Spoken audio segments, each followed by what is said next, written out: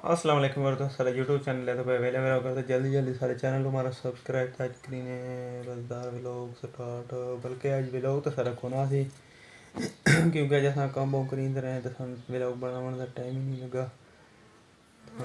सानू लिहाजा सपोर्ट करो, सारी वीडियो फॉरवर्ड करो, सारे चैनल सब्सक्राइब करो, लाइक करो, शेयर करो, कमेंट करो। अच्छा जी, इंशाल्लाह हर बंदे कमेंट का रिप्लाई दे। मेहरबानी करके सानू कोई रिपोर्ट करनी तो सारा व्लॉग तो असी को जैसे बहुत मसरूफ आते ये वजह तो मैं व्लॉग ना बना सकूँगा। इस वजह तो मेरे व्लॉग को ना ये सारी मजबूरी है, इस वजह से सभी लोग आज नहीं चाट सकेंगे। इंशाल्लाह तो मज़ेदार और व्लॉग दिखाई दे रहा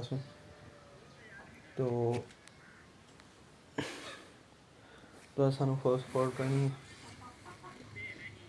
ताकि जल्द अज जल्द वाई टाइम पूरा हो गया और सारा चैनल मोनेटाइज हो गया।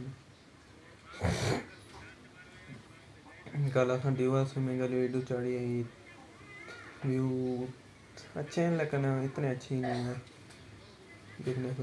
तब तक के लिए अल्लाह हाफ़िज़। चैनल सब्सक्राइब करो, लाइक करो, शेयर करो।